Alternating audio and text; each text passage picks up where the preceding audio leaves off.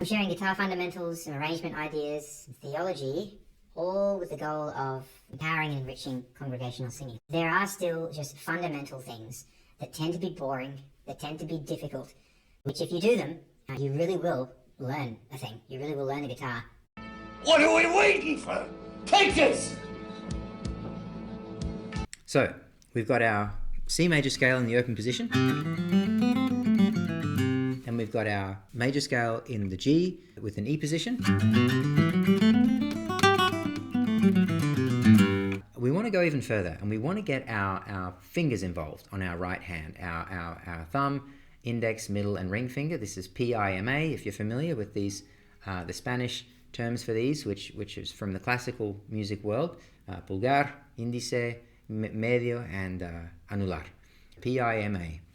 These are really useful. If you can get them going, you can do all kinds of things with your right hand once you have them going.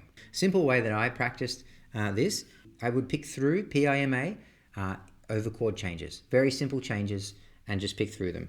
All the way down and all the way up. Picking through them in sequence, all the way down and all the way back, it gives us a sort of like a 6/8 or a 3/4 rhythm. So it sounds like this.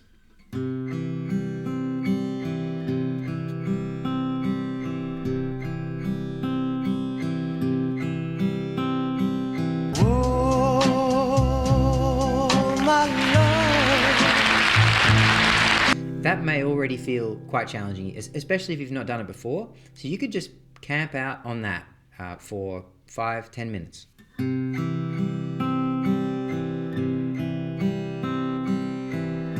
Focus on just getting the strike consistent across all of the strings. And again, with the tempo, the timing, just having everything nice and even and smooth. And then, once you're comfortable with that, you can change chords.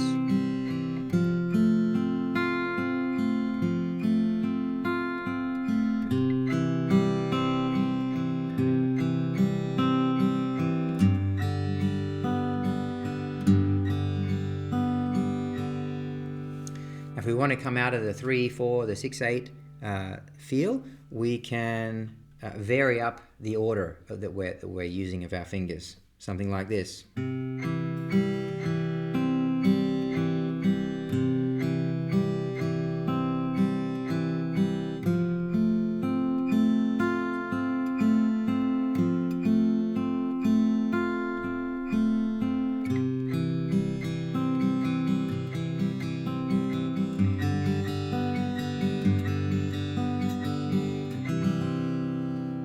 Very simple. Start very slow and just play through changes and find the changes that you find easier.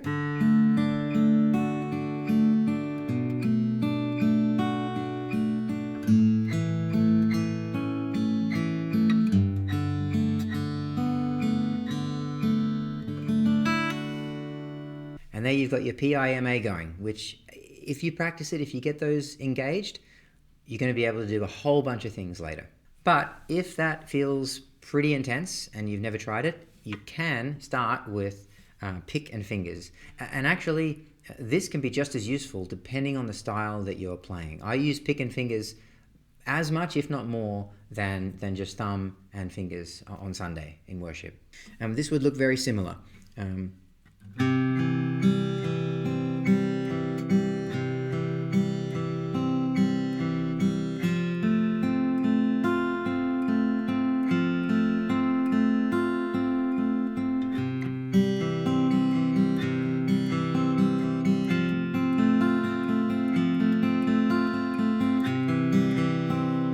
Or we could group fingers together like this on the G and the B, like this.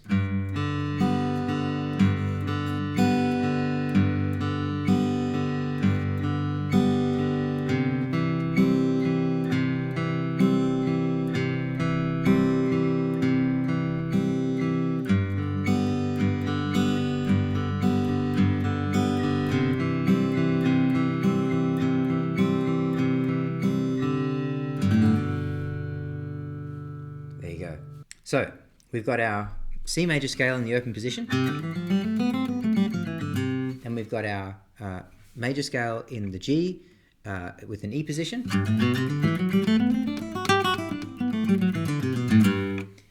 we've got some PIMA.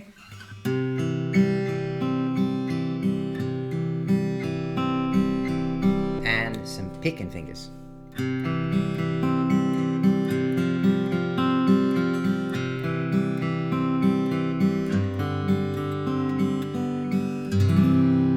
Those alone, if you work through those each day, that would take you up to 15-20 minutes quite quickly. I think you wouldn't even notice where the time had gone.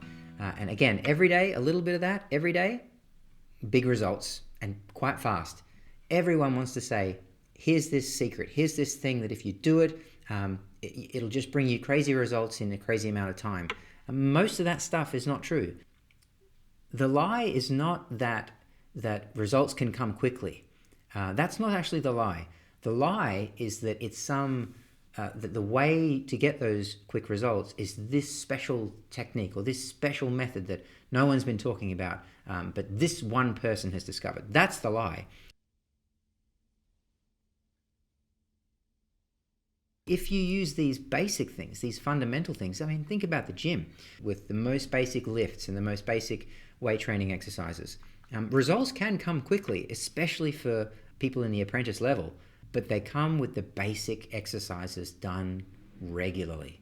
So try it out. See how you go, putting together a little routine of practice along those lines. Once you've got pick and fingers or PIMA going, I love to incorporate melody with the changes that I'm playing. And this is a great strength you can have as a guitarist in particular, to be versatile enough to incorporate rhythm and melody in what you're playing. It's great to have these skills in your toolbox. The song I really enjoy doing this with is Come Behold the Wondrous Mystery, just to sort of give you a little taste of what can be done.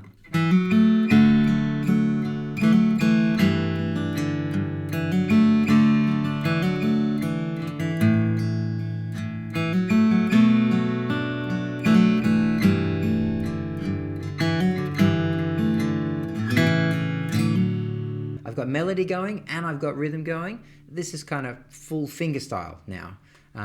But you can get there. You can get to that if you start in the apprentice level, building these techniques, building your fingers up, and then just experimenting with how to move through the changes.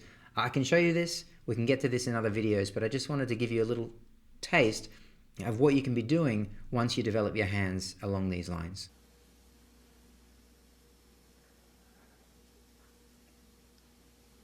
So you're telling me there's a chance? Well, there you go. There I went. I hope that was helpful to you. And if you've got exercises that you've used that I didn't mention, let me know in the comments. I'd love to hear what you've been doing, what you found helpful. If you're on this quest that I'm on of seeking to empower and enrich congregational singing, I would love to hear from you as well. Bye for now. See you in the next one.